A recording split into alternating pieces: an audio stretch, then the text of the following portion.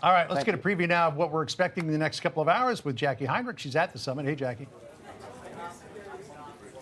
Hey, John, we have learned just now from a White House official some developments in what this afternoon is going to look like.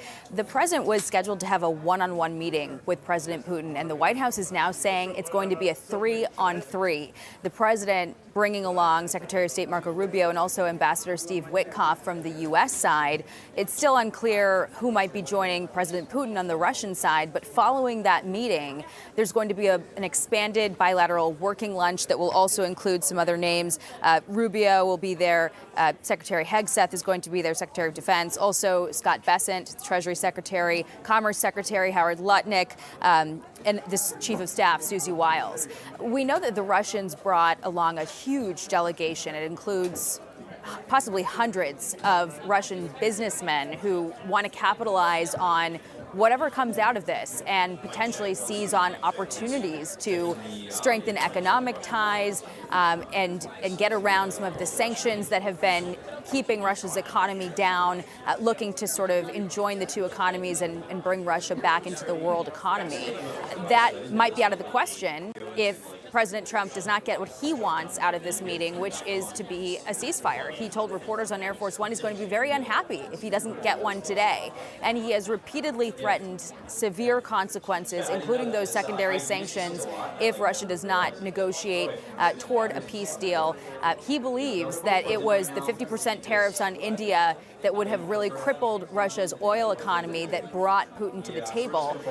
And he still has the potential to do that with China, the other big buyer of Russian oil, which would bring their economy from a place of bad to worse. On the other hand, he has touted the possibilities if Putin wants to do this right and come to the negotiating table earnestly and hash out a peace deal that's fair for Ukraine, the possibilities of joint economic partnership. Also, we know that Russia wants to talk about nuclear arms, and there was a comment from Putin released by the Kremlin yesterday that discussions about peace would only happen if there were controls over strategic offensive weapons, sort of a signal that they want to be talking about nuclear weapons, especially as Russia has been testing out its new nuclear-armed, nuclear-powered missile. So those are the things that are on deck. But of course, it's all going to hinge upon whether or not Putin is in the mood to truly talk about a peace deal and whether the president feels that it is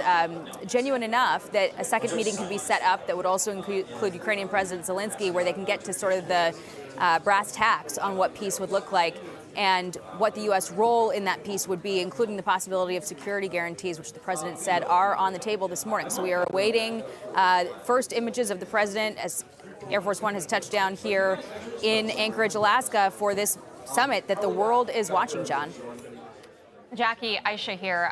Before we get to the talks and the substance, people have been making a lot about the optics of this, and I want to get your take because I think there was I was reading about a tabloid in Russia that read, "So much for being isolated." And it's been very interesting because, some critics have been saying, well, this is exactly what Putin wanted. He wanted the image of standing next to the most powerful man in the world. What are you hearing on the ground there? How are Russians potentially framing this?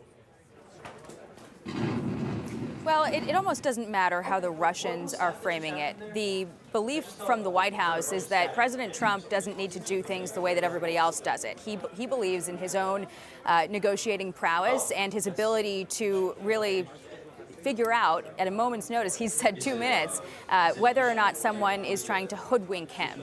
And you saw him directly also engage with the Iranians, gave them an opportunity to come to an agreement.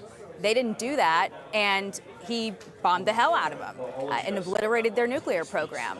The president has similar sticks in his arsenal that he could use to try to push Russia further back on its heels if things don't go the way that he wants. But he believes that if anyone is able to work this thing out, it's him, and it doesn't necessarily have to happen through the regular ways of diplomacy that every other president has employed. So let me come back to what you said just a second ago, Jackie, about Putin coming in with a whole list of demands that go well beyond the Ukraine war, such as strategic offensive weapons, nuclear arms, et cetera, et cetera.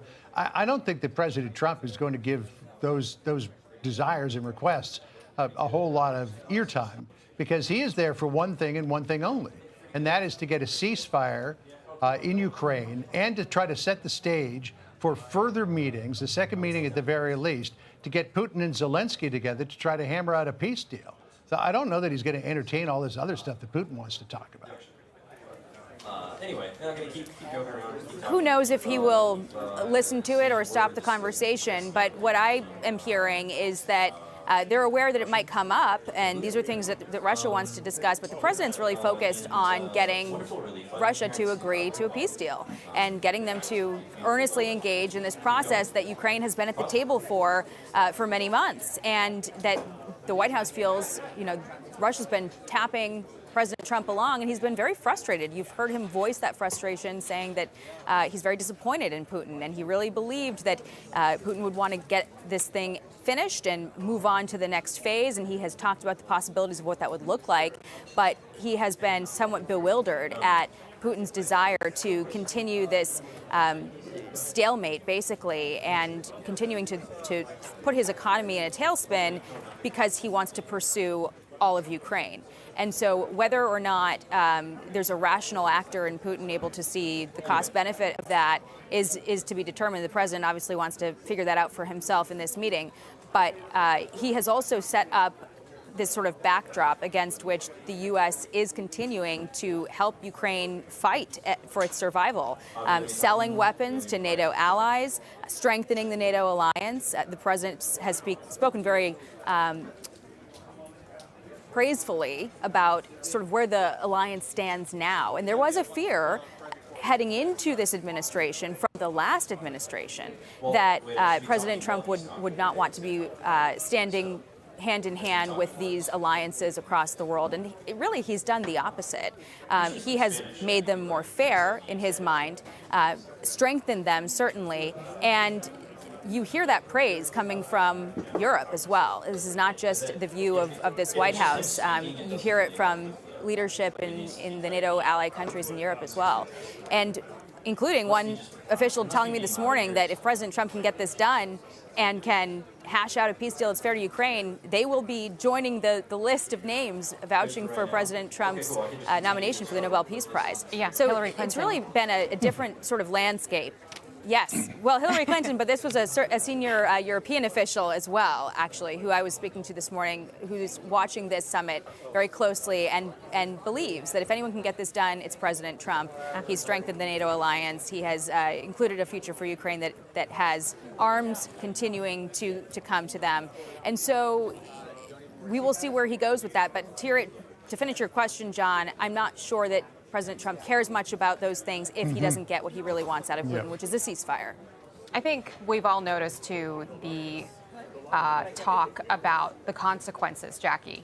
I feel like have been amped up over the last couple of days.